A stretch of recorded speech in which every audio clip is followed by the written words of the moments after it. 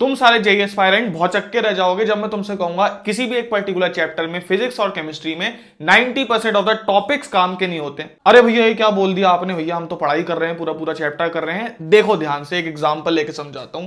There are 42 सब topics in rotation motion. अगर तुम रोलिंग वोलिंग मिला लोगे, ऑल्दो वो तो जेई मेंस के सिलेबस से हट गए, तो तुम मान सकते हो रिड्यूस होकर 35 के आसपास सब टॉपिक्स रह जाएंगे रोटेशन मोशन में। आउट ऑफ विच 2 से 3 सब टॉपिक से 90% क्वेश्चन पूछे जाते हैं। भैया रोटेशन मोशन तो हमसे होता ही नहीं है, तो ठीक है भैया इधर आ जाओ, थर्मोडायनेमिक्स में आ जाओ। थर्मोडायनेमिक्स में अगर तुम इसको खोल के देखोगे, इसमें भी अराउंड 17 से 18 सब टॉपिक्स दिखेंगे। हीट की बात नहीं कर रहा हूं, खाली थर्मोडायनेमिक्स की। आउट ऑफ विच 5 सब टॉपिक्स ऐसे होते हैं जहां से मेनली क्वेश्चन पूछे जाते हैं। आइसोथर्मल, एडियाबैटिक कर्व और भी छोटे मोटे सब टॉपिक्स। तो इसके ऊपर आज मैंने छोटा सा तुम लोग के लिए बच्चों एक चीज बनाई है, स्क्रीन पे तुमको दिख रहा होगा।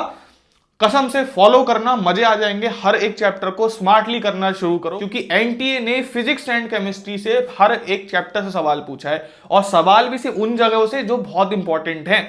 तो उन्हीं सब टॉपिक्स की आज हम बात करेंगे। नोट कर लेना ध्यान से, पूरी पीडीएफ की लिंक मैं डिस्क्रिप्शन में भी लगा दूंगा, तो स्क्रीन पे तुमको दिख रहा होगा कुछ कुछ, ठीक है। लेकिन वीडियो में आगे बढ़ने से पहले बच्चों, तुम लोग के लिए एक छोटा सा गिफ्ट है। भाई साहब अनअकैडमी ने इस बार तो तुम लोगों के लिए एकदम बढ़िया सी चीज ला के रख दी है। अगर तुम क्लास 10 से 11th जा रहे हो, 11 से 12th जा रहे हो, या फिर 12th में हो, या फिर भाई ड्रॉपर हो, तुम्हें 1 रुपया भी पे नहीं करना है। अगले 7 दिन तक आईआईटी जेई नीट के सारे कोर्सेज तुम लोग को एकदम फ्री में एक्सेस कर दिए जाएंगे। मेरे टाइम में अगर ऐसा कोई ऑफर मिल रहा होता अनअकैडमी में, तो भाई मैं तो बिल्कुल 100% एनरोल करता। लेकिन तुम लोग को मिल गया है तो तुम लोग एनरोल करो। इप्सित मित्तल जो कि 100% लेके आया था जेई में 24 में, शशांक कुमार जो कि नीट में AAR14 लेके आया था, और ऐसे जाने कितने बच्चे अनअकैडमी प्लस पे सब्सक्रिप्शन लेके पढ़ रहे हैं और मचा रहे हैं भाई। खूब सारे मॉक टेस्ट और कोटा के टॉप टीचर्स के द्वारा प्रिपेयर किया हुआ मटेरियल, साथ ही में 24/7 डाउट सॉल्विंग जैसी सारी चीजें तुमको एकदम फ्री देने जा रहा है अनअकैडमी अगले 7 डेज के लिए। 8 मार्च से लेके 15 मार्च तक ये ऑफर एकदम वैलिड है। तो अगर तुम ये वीडियो उससे पहले देख रहे हो तो अभी के अभी जाके एनरोल करो बच्चों, लेट बिल्कुल नहीं करना है। भैया एनरोल कैसे करें इस बेहतरीन से ऑफर में, तो डिस्क्रिप्शन में दी गई लिंक पे क्लिक करो, उसके बाद अपना नंबर डाल के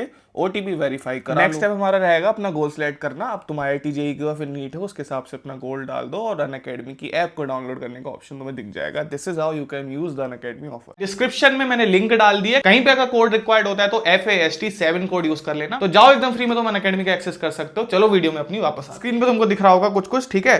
तो मैंने यही लिखा है, आउट ऑफ 42 सब टॉपिक्स रोटेशन मोशन से खाली 3 से 4 पूछे जाते हैं।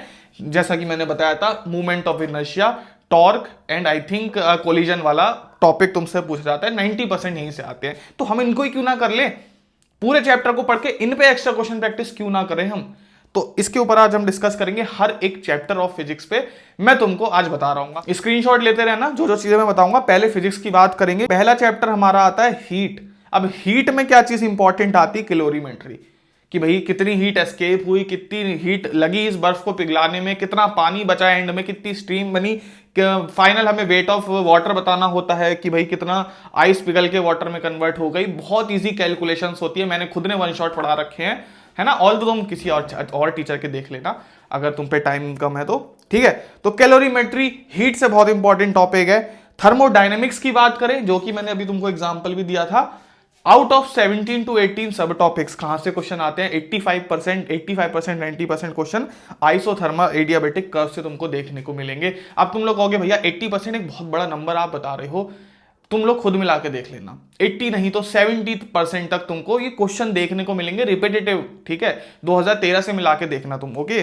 तो थर्मोडायनेमिक्स में आइसोथर्मल एडियाबैटिक कर्व बहुत इंपॉर्टेंट और निहायत ईजी टॉपिक है, ठीक है। अब जो बच्चे भाई एडवांस की तैयारी करना चाह रहे हैं वो भी देख सकते हैं, अगर क्योंकि वेव्स हट चुका है जेईई मेन के सिलेबस से, तो वहां से डॉपलर इफेक्ट से 90% तो नहीं कहूंगा, एडवांस में 50-60% क्वेश्चन आते हैं। तो ये एडवांस का बात हो गया, क्योंकि चैप्टर हट चुका है, सॉरी ये टॉपिक हट चुका है, डॉपलर इफेक्ट। अब आते हैं साउंड वेव्स में। साउंड वेव्स में से ऑर्गन पाइप से मोस्टली क्वेश्चन पूछे जाते हैं, है ना।